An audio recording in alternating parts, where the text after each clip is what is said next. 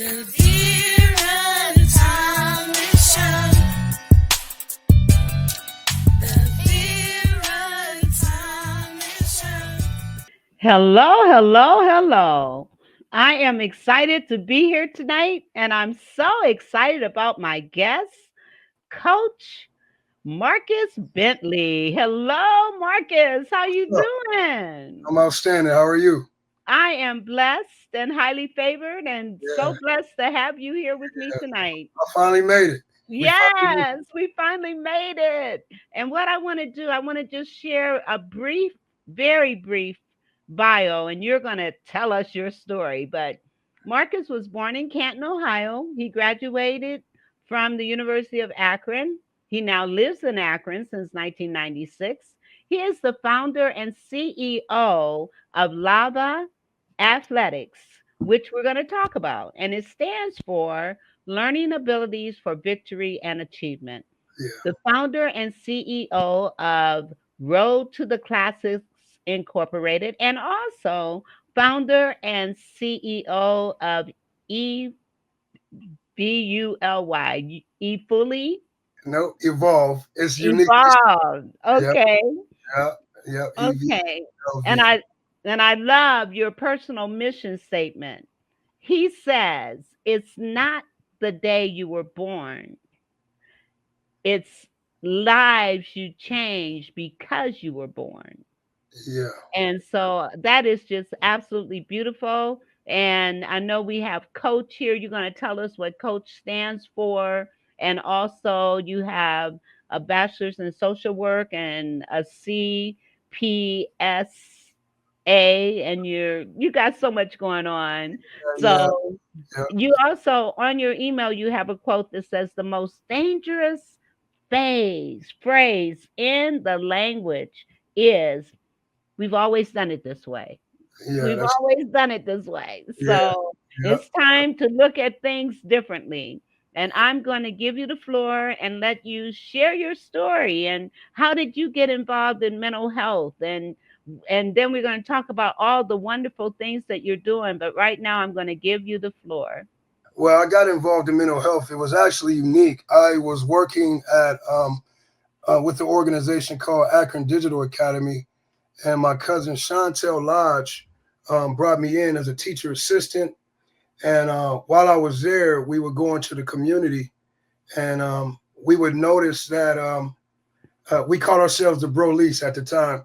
We would knock on doors to try to get the kids to come to school, but we knew it was outlying problems that were impacting our youth that were bleeding into the classroom. And so I began to work on that. And then an opportunity came up for me to go work at Minority Behavioral Health Group, where they had an African centered approach and philosophy as far as providing services to our youth, especially African American youth, Black children in the community. So that's how I got into it. I mean, they blew my mind. There were so many things that I learned there about ACEs, adverse childhood experiences. As you hanging around psychologists and mental health specialists, you start to realize how crazy you actually are. And so then, you have people that could speak into your life on all sides and be able to create these frameworks on you developing your own life and trying to get better. It's about being perfected, even though we're not perfect. So it's the small things, starting with principles. There was Dr. Linda J. Myers' philosophy and her approach to Black psychology, the optimal theory, where you highlight an extended self worth, extended self identity, and purpose, things like that. So when I found that out, I ran with it. I began doing school based social work, school based casework, and collaborating. I was at Cross CFC, collaborating with those educators there. Tara Bruce Bentley. It was Tara Bruce at the time. She opened the doors for us to go in and implement our system. So that's how I got started in Well, mental health. That's amazing. And I want to talk more about that process. But tell us a little bit about your childhood and how did that shape you into the man that you are today? I had a unique childhood. I grew up in Canton, Ohio, inner city Canton, Ohio. Um, the times I remember most, I grew up watching my grandfather. I met my dad maybe about the age of but 4 or 5. But most of the time it was me and my grandfather and my mom in a bar. I grew up watching him. He had his own bar called Archie's on Carnahan. Growing up watching my grandfather be an entrepreneur, he owned a couple of bars, he owned a couple of stores, he had properties. But watching those individuals, um, watching him run his business as I grew up, watching my mom work hard and help and support him. Um, I grew up watching so many talented people. In a bar, you get everybody. So I've seen every lifestyle that we question now. I've seen that in the bar. I've seen the ups and downs of men and women. I've seen them at their best. I've seen them at their worst. And I always noticed my mom she was almost like Jesus. She made friends with anybody, no matter where they were from. But she also was very tough. Um, she raised me tough herself as to be the strongest man I could, and the best way she knew how to raise me. Back then, it was corporal punishment, so you got that butt whoop. So she has some very unique ways of discipline, but I think that made me who I am today. As far as our women have to prepare us for the world in so many avenues as being a black male. We have so many things coming at us in society, even from our own people. So I had to learn that, how to navigate that. From some of our white brothers and sisters with poor value systems, I had to learn how to navigate that. A neighborhood that sometimes wanted to eat you alive, knowing, how to step up and not make excuses, finding the beauty in that hood. One thing about growing up in the projects, I grew up in a place called Highland Park for a number of years in my life. And I remember when crack came, and I talk about that a lot. But it changed a lot, man. The value system, you had guys robbing their moms and grandmothers. So in that, one thing about it is I still wake up early in the morning, and I know my friends will be watching. I'll be the first one up in the morning in the projects knocking on your door trying to play. I love to play. I couldn't sleep. And so growing up in the projects, you had so many friends. I don't know what nobody else talking about. Man, you had friends from the front to the back. Then we had Pulley Hill, so you can go down Pulley Hill on the southeast end. You have friends over there. You have Park Plus where we grew up. It was trees, and it was the forest near it. I hear that it was a former graveyard or whatever, but we could go walk through the woods and explore. So we didn't grow up hardcore like a Chicago with all bricks or New York. We actually had grass and trees to climb. So those are the things I remember most. Of course, those ills that plague us, that shape you, and seeing some of the most beautiful women in the world, because they've inserted this drug into their life, become tragically sometimes unrecognizable, right? Seeing my uncles go through it, and now, recovering and becoming strong with all this talent, and they have all this muscle and they lose this muscle, so those were my heroes. The people in the hood was my heroes. That the creativity that was there, the music that was there, the resilience in my neighborhood, so my city is amazing. A lot of times I know we because of the trauma that exists there, we often escape. You talk about Canton, you tell somebody, man, I'm about you going home, man. So many of our brothers and sisters buried there. It gotta be an initiative to really care and give back to our city. I say we need to put the CAN, the can, back in Canton. You know what I mean? I Canton. agree. I So agree. yeah. So that's pretty I much. It's exciting though. My brothers and sisters, like I said earlier, we're the hood Brady Bunch. So, you know, uh, me and my sisters grew up together. My mom, we had different dads, so that was fun too. You know, I had my father, they had their dad, and each unique element that each family brought in, you know. So, and then in meeting my father, he worked for the Tiffany Company, and you know, meeting his wife Barbara Card, and then I ended up finding out I have brothers and sisters. You know, my brother BJ, Adrian, my brother Star at the time. You know, so that was exciting. You know, so now it's expanded. Now you got this other word where I used to go visit my dad on Lippert Road on the northeast end. So we didn't grow up going to church a lot. So when I got to go over to my dad's house, you know, for those holidays, Easter, Christmas, maybe Thanksgiving, when we got those breaks, you know, I got to, you know, get that spiritual side of, um, you know, seeing how the church operated in some ways, some form, you know. So I got a broad experience growing up, you know, and it was quite unique. And we also growing up, I lived all over Canton. So before we would settle and say we always go back to Highland Park, right? So we move around, we're to the northwest, and you know, I had that. I know a lot of people out there have done that too. You move to this side of town and you're trying to settle and you're finding other opportunities, but then you end right back up and rebuild, and we go right back to the hood. My grandmother, I spent a lot of time with her. She was like the queen of the Highland Park, and you know, so Virginia Bentley, she was that woman. She became an educator by being a lunch lady at Lathrop. So when I would get in trouble in school, I would have to stay with her. I get to go to Lathrop and watching her work the playground. So you talking about these inner city youth on this playground? It was action, and she had control of that. So I watched her communicate effectively. I watched her use her tone. I watched her use not only empathy but compassion, really showing that she cares. So when I think back of all those influences in that time, in our family, we have a number of valued educators. That same Lathrop School was named after one of my cousins, Paralee Compton. You got Stephanie Patrick Russian, uh, uh, Stephanie Russian Patrick, I should say. You know, that's my cousin now, right? So Yeah. we have a lot of valuable educators in our family. My aunt Laura McIntyre, right?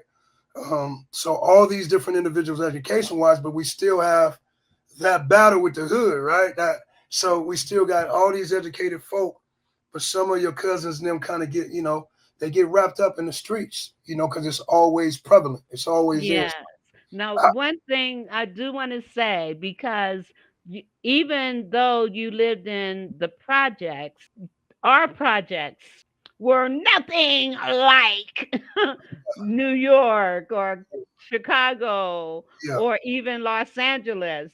You right. know, we didn't have what you would call a ghetto Mm, in the sense of larger cities, even right. smaller cities, that the mentality, and I think even though you were, in the projects, the mentality was not so much. I mean, because look at you, you're a product of that, but yet you came and you saw what was going on, which made you want to make a difference. What it is you really can't compare it. It's the same illness. It's the same impact. It's just at a larger scale.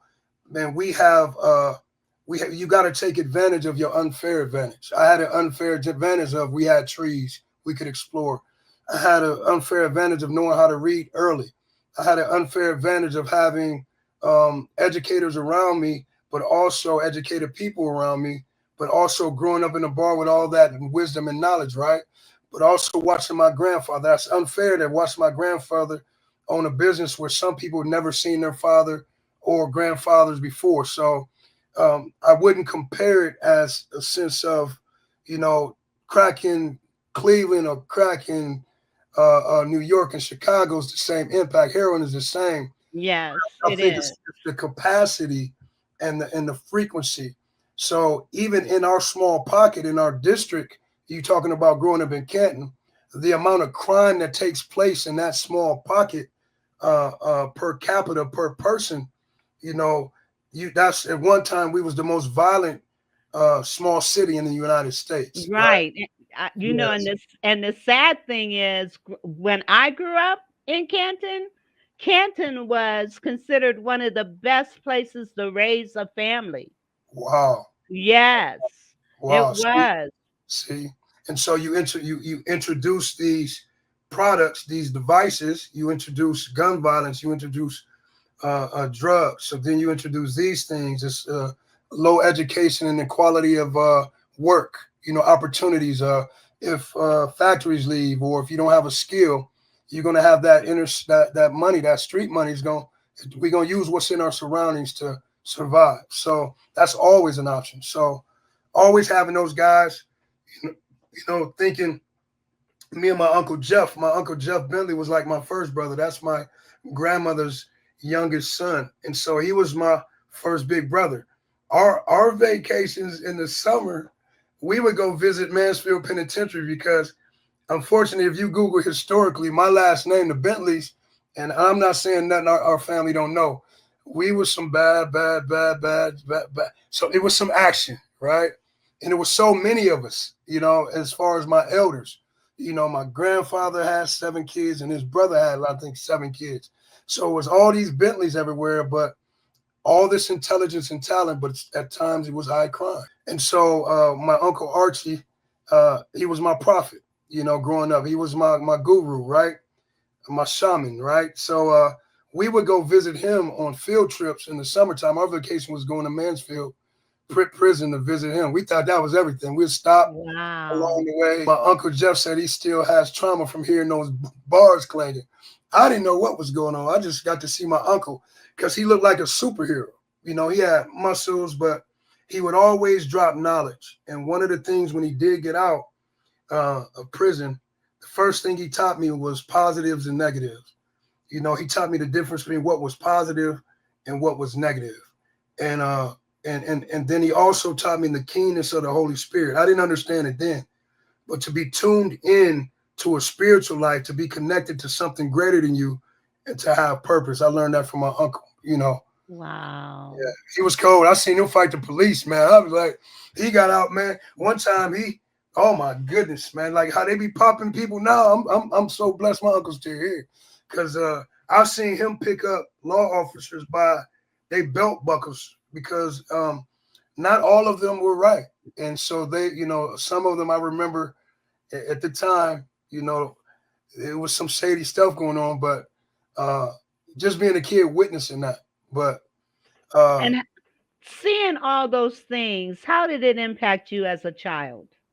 Man, it just made me I wanted to be strong like that, but I didn't want to I didn't want it to come with the violence and the pain, um at the same time, you would see my uncle helping out firefighters or community. So it's almost confusing. It's bipolar, right? You see them one minute they're talking to law enforcement and it's all this respect and they're doing these great things in the community, but then all of a sudden you see these images of violence and pain, and now you're trying. They build up this fear.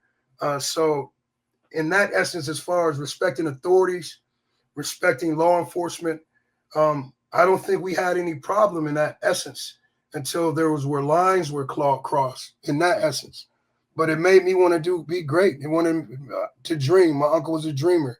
I saw my mother go to school. I saw her do the best she can. But financial literacy is vital in our community, right? Yes. So all the businesses and everything we've owned, we don't really have anything to show for it, right?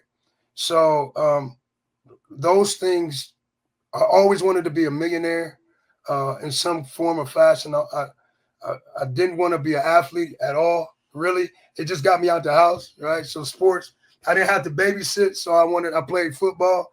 One of my buddies, Adrian Brown, got me to play football in middle school. I thought I retired. I was gonna retire going into Hartford Middle School. He got me to play.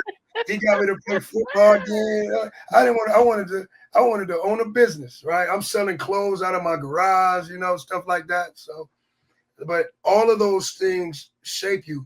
So one of the things I say, you turn trauma into trophies. You know, Yeah. it's how you look at everything, right? So if I look back at my life and I see all the what they would call negative, and you have to turn, you call them, instead of calling it trauma, you call it life experiences. which I know now, those life experiences. So you turn trauma into trophies, right? And all those things make you great in who you are today. You know, I mean, I saw my first murder at 9 years old, right? About 8 or 9. What? Right. So, right. So me and a gentleman named Patrick Murray, uh, we was playing on the playground and we heard firecrackers and we thought that it was fireworks. So we see a gentleman running. I ain't gonna say his name, but we see a gentleman running towards us, and then we run up and we see a man in the middle of the street, fighting for his life. So it was like a movie, right? So Oh, wow. so seeing those things early, you recognize what life is tender, precious, and special. At any moment, you can be out of here. So, like I said, man, it's that's the golden thread that I'm talking about. The golden thread is you got your phases in life, heart, mind, body, and soul, and then you have your response to those things is the golden thread. Yes. So your perspective, your paradigm on how you see your situation, that's the golden thread of mental health, right? So there's a difference between mental health and there's a difference between mental illness. When you speak of That's mental, you deal with yes. mental health is all those things to build up and all the interventions and tools to maintain the health of your mentality, right? But mental illnesses, these are diagnoses. These are a mental illness is an illness of the brain. So once you begin to grow in this knowledge and wisdom, and we start to put labels on things, you have to be careful because with diagnoses, there comes finance. So it's a big money game when you talk about mental health. So if I can diagnose a number of individuals with these so-called illnesses, I can bill for them. I can make money. You get more money in school systems when they're diagnosed. So psychiatrists make money, right? Because at one point, only the wealthy had access to psychiatrists and therapists, right? So now you can get billing and you got a Medicaid. Now you got access to those services. So it can become a money game, and those individuals in those industries and these markets that have these mental health agencies, if they don't have the integrity, you're just making money off of our people again and again and again. So that's what we do. We go out and train. How can we be successful as case managers, which we call coaches, community occupational academic center health providers when we're in the schools, community occupational African center health providers. So that A in the word coach, it can mean not only academics but artistic, right? So those are terms that we use to take the stigma. Our clients aren't clients. When I work with specific organizations that choose to use the model, our clients are players. Purpose-led academics yielding extraordinary results. Purpose-led athletes yielding extraordinary results. Purpose-led African Americans yielding extraordinary results. Right? So it's about results. So all of these things are made up of what I grew up in. Because the only white people we saw when I was a kid in the projects was the insurance man. Wow. The And insurance man. see, Remember the insurance man used to come up. The insurance man or the police. right. Well, I want to back up for a minute and talk about um your approach. Okay, but before I do, I'm going to pull up this is the work that he's doing, working with kids, That's the spelling here. bee. Yeah, that was the spelling bee we did. Yeah, that's Middlebury Middle School. Miss Chantel Ferguson invited me in. I was working with an organization called Kindred Spirit, and I went in to speak to those kids about purpose. Um, beautiful, beautiful kids, man. Our kids are ready. We just got to get ready. If Absolutely. I'm Absolutely. an old black man, look at my face. I'm old. I'm an old black man with a chip too, with a gray beard. And if them kids listening to me, I know we got. I know we can do it. Absolutely, absolutely, absolutely.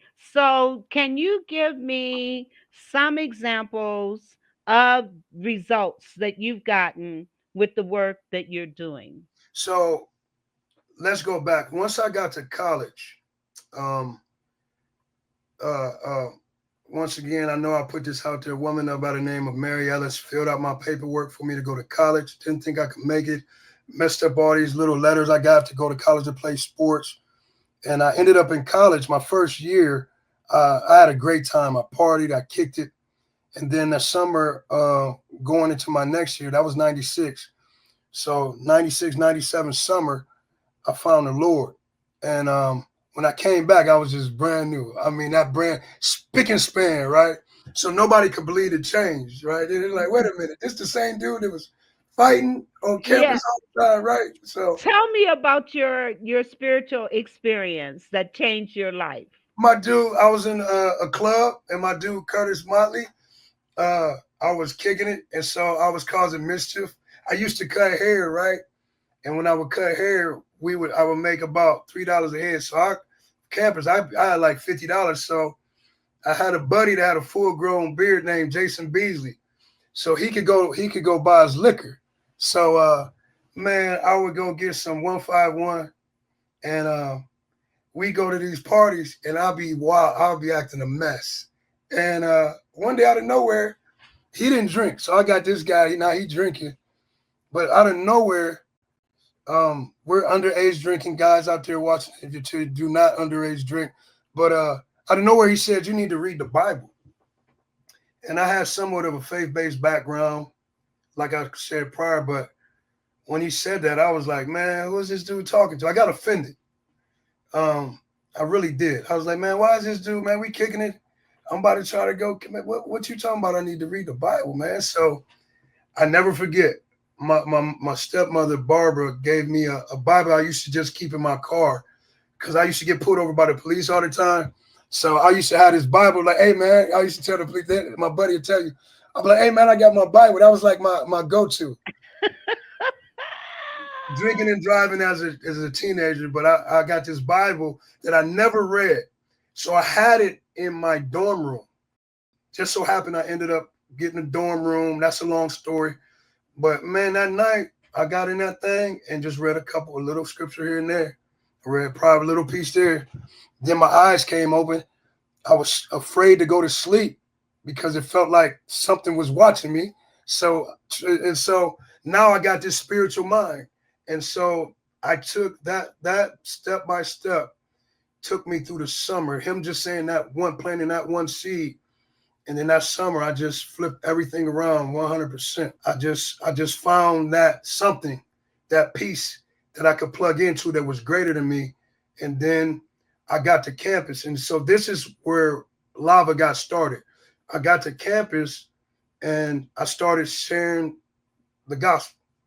And in the process of sharing the gospel, I figured out we could start student organizations. So what I did was basically a business plan. I started a student organization called Under God. We started a Bible study. People just started flooding to this Bible study over those few years while I was in college. Through that Bible study under God, we started another organization called Voice, Volunteering Opportunities in Community Education. And so we would take kids from campus out into the community, get community service hours. Man, it's just little old me, that same boy. And out of that program, even today, we got preachers, Michael Young, Rick Jones, Julius Lancaster. We got Super Bowl champions like Dwight Smith won a Super Bowl going to that Bible study. You got, man, I could go, the list goes on. We got my fraternity brothers, Aaron Williamson, Orlando Williamson, Grammy nominated. We used to do plays, stage plays. I learned, I not only majored in social work, I ended up doing theater, so I would write plays. Orlando Williamson, a Grammy nominated award. We got Alan Swoop. We used to bring 12. If you Google this gentleman, Alan Swoop, he's grown now with babies all over the place. He just got a Grammy, right? And we would have him play music during the transitions in the plays. We got friends. Steve Hearns works at NASA. We got guys all. If that group, if you look now, that foundation, I could go on and on. Alex Simon. It's a gentleman named Alex Simon that came to the Bible study. He's playing for the Cavs. He's playing all over the country. I remember when he first started speaking, I would take him to tap dance for food because we was broke college students. So he would tap dance. We would make money and go buy chicken and cook chicken and rice, right? And so he would tap dance really before he started playing the buckets so amazingly, right? And then he went on to go play with Stomp, So, it's story after story of individuals, people that are married now, that met their wives in this Bible study. So, Wow. those were the lives that were changed. And so that framework, I began to say, hey, I was working at Akron Digital Academy. They asked me to work with a group of young boys. And I was like, well, what can I call this organization? So that experience from college, I was like, well, our young men have so much potential. And we work with women too, but they had me working with young men. And so they have so much potential. So I was like, I thought of a volcano, and a volcano is all this untapped potential. But when the time is right, it explodes for the world to see. What comes out of a volcano? Lava. So I'm sitting there at my desk. I said lava. I love acronyms. Lava, lava, learning abilities for victory and achievement. And I so, love it. yeah, so that's where the lava concept's for. So all this untapped potential that we see around us, and we can plug into it. So that framework from lava started as a microcosm from what we were doing already on campus. So I have adults in their 40s that are really a part of lava who can give their testimonies. But now, in implementing that, we got guys in college now. We got guys on their way to college who are part of the program just in the last few years. So they're in the community. You got Solomon Clemens. I can go on and go. He's about to attend the HBCU. He's one of our leaders. Oh, Uh, on Davis. I could go on and on and on. These guys, young guys, man, that really started out early. So you said the ribbon of mental health, the golden thread, and we talked the ribbon thread. Let's golden, talk about that. yeah, the The golden thread. golden thread. Talk about that. So if you think about, to me, um, when you talk about a golden thread, it's something that's valuable that ties everything together. Um, so, as in our community, as far as our service delivery, I'm speaking specifically at this point for African American or Black or um, uh, uh, Africans of America, wherever everybody want to be politically correct, how you want to say it. There's a golden thread that ties us all together that we need as a fabric for our mental health. So it's our spirituality is vital to tie it together. Our history, our legacy is identifying who we are as a people, not only who we were as a people. Our purpose, mission, and vision, and value systems, bringing those things back. The legacies of our ancestors. So if you don't acknowledge those pieces of the puzzle, you're going to have chaos because you don't have anything. You don't have any connection to anything great. All you have a connection to is that we came here as slaves, but we were more than just slaves, right? There were libraries and science and technology. So if you don't tie those things in it, that's the golden thread. The things that you're missing that we need to weave together to bring identity back to who we are, our commerce, our money systems, right? Those things that we miss. Our creativity versus our competition. The fact that we are a united people, right? That I am, so we are concept. So because we don't have that thread tying us together, we manipulate each other as our people. And we more worried about Trump get on Monday. And Trump is one of the most honest people you could ever find, right? But we got more people close to us that'll hurt you faster than a Donald Trump, right? I got people faking the funk right now that I can't tell who they are right in your circle. And you worried about Mr. Trump, right? So if we get our act together, nothing and no one can impact the value system and our legacy that we have. We don't. We're acting like victims, and that's what I don't like. So. I love it. Absolutely. We are not victims. We are victors. Now, let me ask you, so your program, does it run, you have modules that you're doing. Walk me through one of your programs with the kids. All right, so we have one program called Voice Volunteering Opportunities and Community Education. That's when we go out and we work with the elders.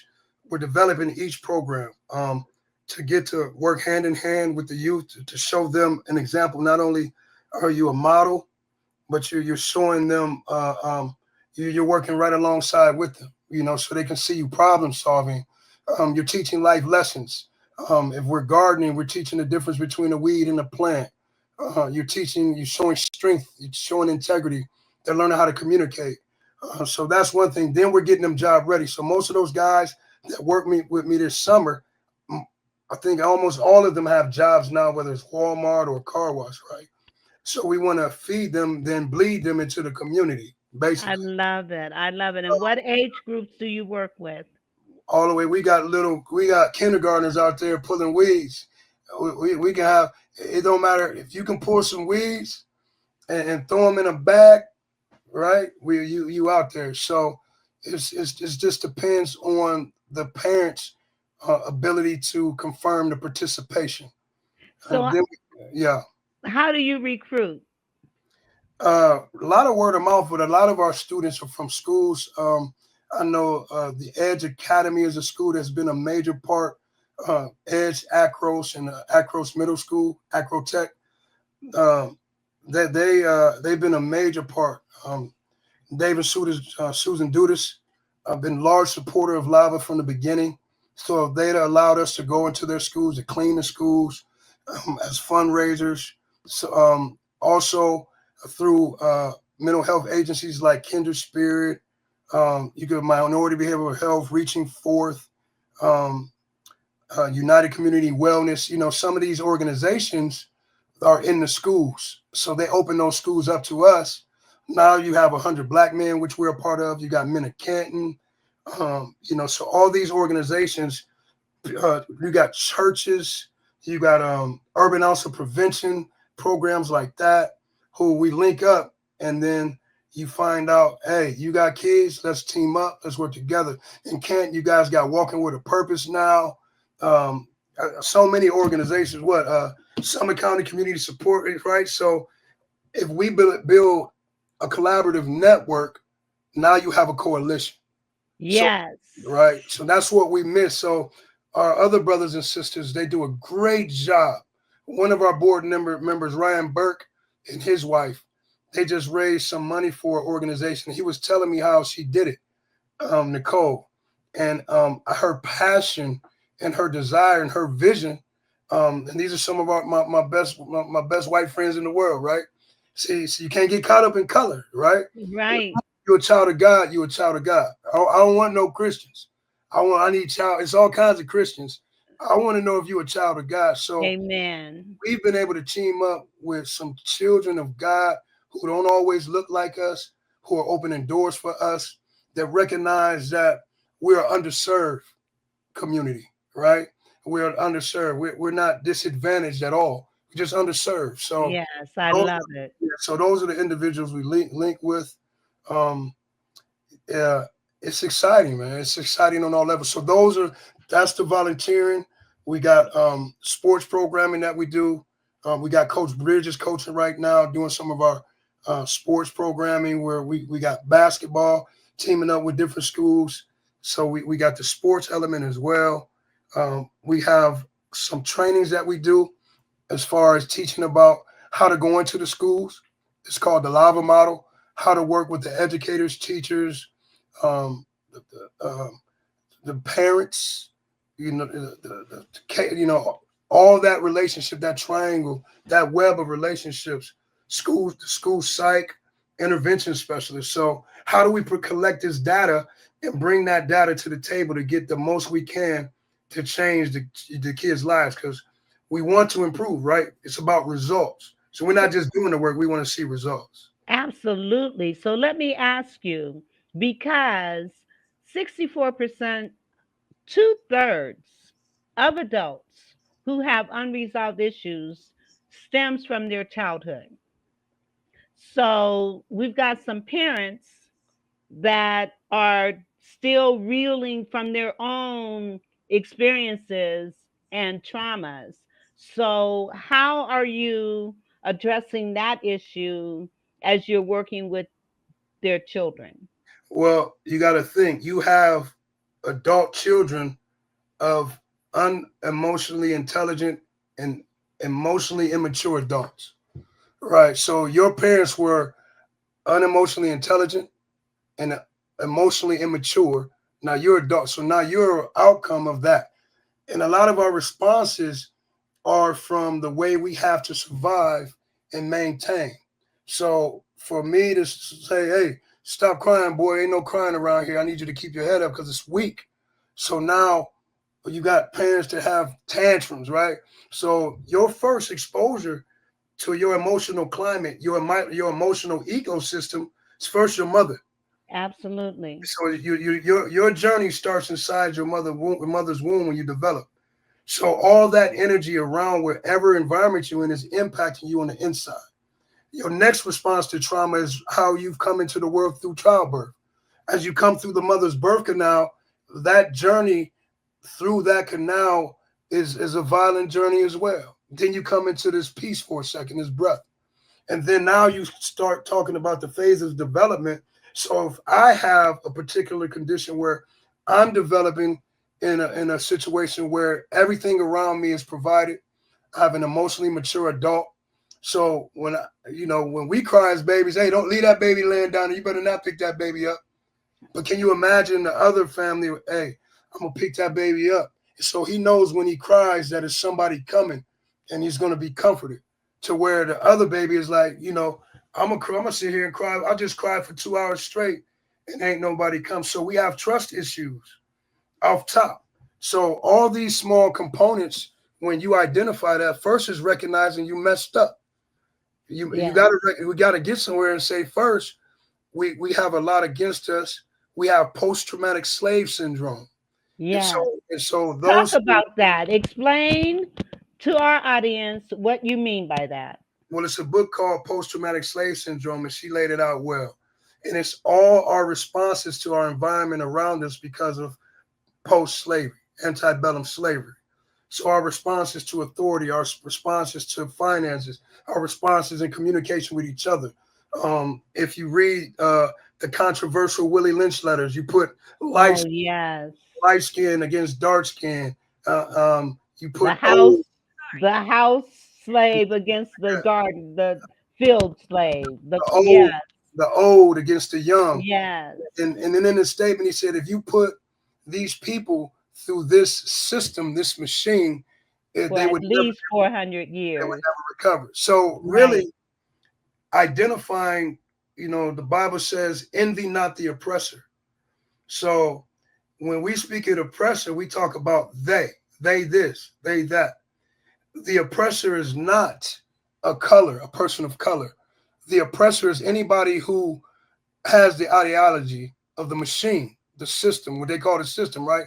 It's a machine. The machine is going to reproduce. If you program it, it's going to reproduce a mentality, a paradigm of individuals that think, talk, walk the same, right? So if I put an image of fear in the program and these are the people you're supposed to fear, you're going to fear them people no matter what, right? And then it becomes a part of your DNA. So it's called epigenetics.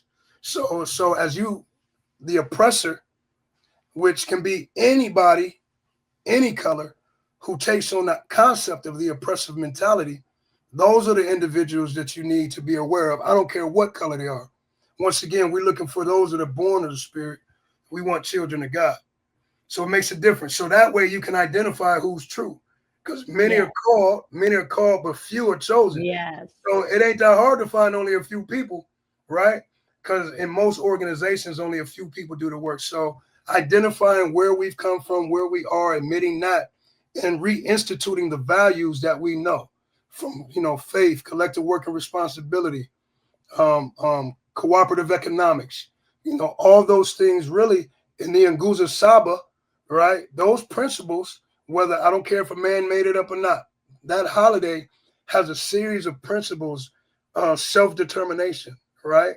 And then we have to turn upside down the theories that have been implemented on us as far as Black psychology.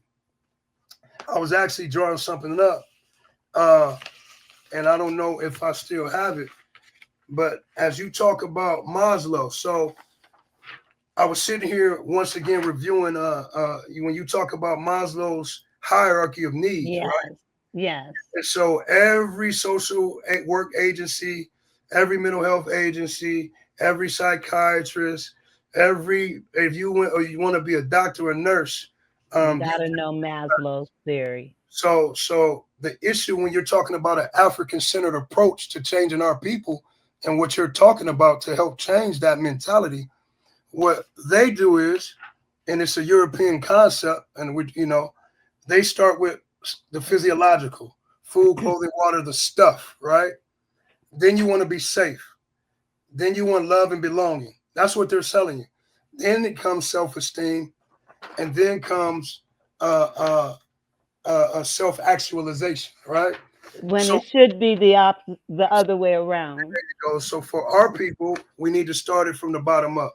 You need to start with self-actualization. Through my self-actualization and understanding how I impact the world around me, how I impact others. If I start with emotional intelligence, right? And if I start with those things, my self-esteem grows. So now I'm moving up to self-esteem. And I know you probably can't see it, but now you're talking about self-esteem, right? Then you're talking about now I have self-esteem. I can go in a relationship and understand love and belonging, right? Yes. Then after that, you got safe and secure. Right now, I feel safe and secure. So I know who I am. I got self-esteem. I know how to love and belong. I know how to treat people. I feel safe. Now everything else is going to be added to you, right?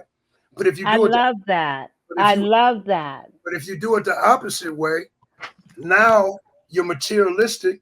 So if you don't have stuff, you can't move up the ladder to feeling safe, right? So if you don't have love and belonging, you don't have self-esteem. That's what they're telling you with this Maslow's theory. And then if you don't have all those other things, you're not self-actualized. And so that's when you have a high level of suicide. That's when you have a high level of individuals that don't love who they are. That's when you're going to have a whole bunch of BBLs running around here because don't nobody like their butt or their breasts or yeah, I got my chip tooth. I ain't going to. Everybody trying to dye their beard. They don't want to be gray. They want to stay young, right? So because you're trying to fit into this, and I'm not knocking none of that, but I'm just saying, you're finding people that don't even want to be who they are because it's stuff. If I don't have this, I'm nothing. And so because of that, I can easily exploit you. So mental health is a dark psychology too. There's a dark psychology that I can create anchors and availability. So I can show you images over and over again, create an algorithm for you to live by. Yes. If I take any of that out, you can't survive. So that's one of the things that the hood taught me, you know, syrup sandwiches and having little. And my mom got on me. She said, "You talking about like we was dirt poor?" I said, "It ain't that we was dirt poor, but poor and broke is different." Yes. Having And poverty is as much a state of mind as it is a right, condition. right. And so if we knew, and I was telling her, if we knew how to manage those monies and those opportunities, right? If we had that those concepts, you got generations of wealth. So some things aren't generational curses. We need to stop saying that. Some stuff ain't the devil. You blaming everything on the devil. Some of that's just you. It's generational ignorance. And so Yes. so I got a word, and it's not a cuss word, but it's called shit. SHIT. So shit. They be like, what you mean? You cussing, Coach Bentley? What's yeah? Don't I say don't bring no shit in here. I don't want that shit around me. And they be like, what do you mean? You know I love acronyms. Shit stands for selfishness, hate, ignorance, and tolerance. Right? If you got selfishness in your organization, in your church, in your company, in your business, if it's hate, if it's ignorance, and you tolerate any of that, that's shit. Right? I And agree. I agree with you. get that shit I out. agree. And one Yes. thing about that shit, when that's in your organization, it smells like it and you know it right away. So that T is tolerance if you don't get it out right away. Coach And that holds true with not only organizations but also in our homes. We need to teach our kids to be more loving. But if, like you said, if emotional intelligence is lacking in the parent, you can't teach what you don't know, and you can't give what you don't have. And that's why I was asking about the parents, because as you know, that's a part of what I do, and I'm very concerned with how parents perceive themselves. And just think, if we focused on self actualization first. from first, even scripture says, love thy neighbor as thyself. You can't get to all those other areas if you're not in tune with who you are. And if you don't love yourself, you And they know, start backwards. They start so all your classes. I'm sorry, y'all Maslow folk. I know my Abraham Maslow. God bless the brother. I love what he's done, but you got to flip it. Go Google it. You flip it. Watch your life change. Um, at one point, Maslow, if you study him, he got even higher in depth because he knows there's a force psychology.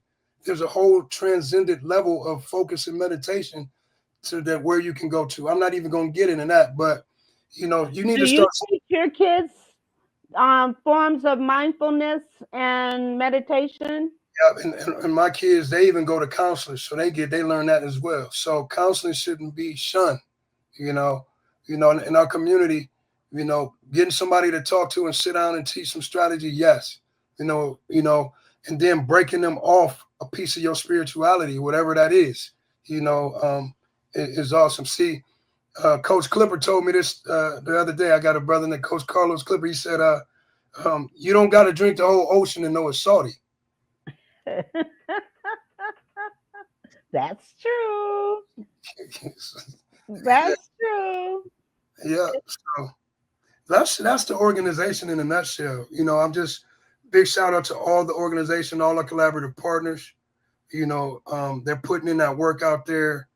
I'm just so proud of you, our Lions team, Mount Union, Mark Black and Coach Booth, um, Brother Baker out there in the Lions. These guys are trying to put these organizations together. That Walking with a Purpose organization, fighting hard to build.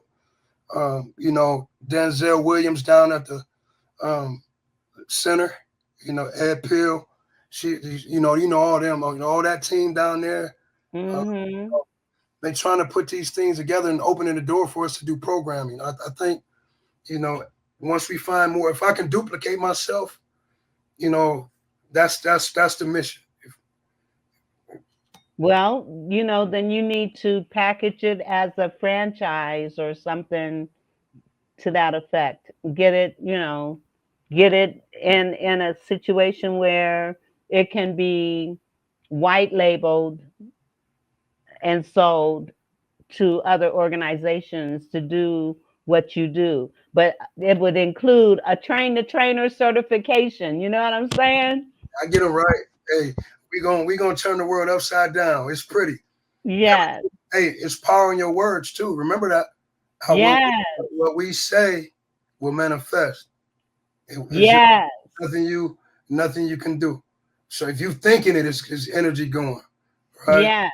So I got this thing called the 17-second rule. You got 17 seconds to get rid of the negative thought, right? And with my kids, I say if you don't get rid of it in 17 seconds, you turn into a zombie. My own children.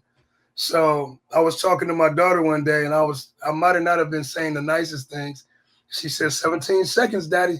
Hey, And see, when yeah, you teach your kids, 17 then seconds. they can bring it back on you. I Like then you mean, get your lips pop, all right? I would have had my lips would have been in the kitchen. but kids nowadays they need to be able to express. Yeah, They really do. I think a lot of the traumas that people my age or within this age group, a lot of the trauma comes from the fact that we were told kids are to be seen, not heard. Yeah. Stay in a child's place, which you do need to stay in a child's place. However, children need to be heard as well as seen, because that will eliminate some of the traumas and some of the negativity that these kids are feeling, because they're keeping stuff inside. And Mm. you know what? We've got 30 seconds before this show is over. Can you believe it? So what I'm going to do, I'm going to give you the Talk floor too and much. let you give the last words. I I just believe in us. You know, I believe in us as a people. I believe that I believe in all our brothers and sisters and all of the children of God that we network with that really have a heart of change, a heart of impact. I believe that we need to be inspirational leaders more than motivational leaders. And I think if we get it down and write it down and make it plain, it's going to manifest.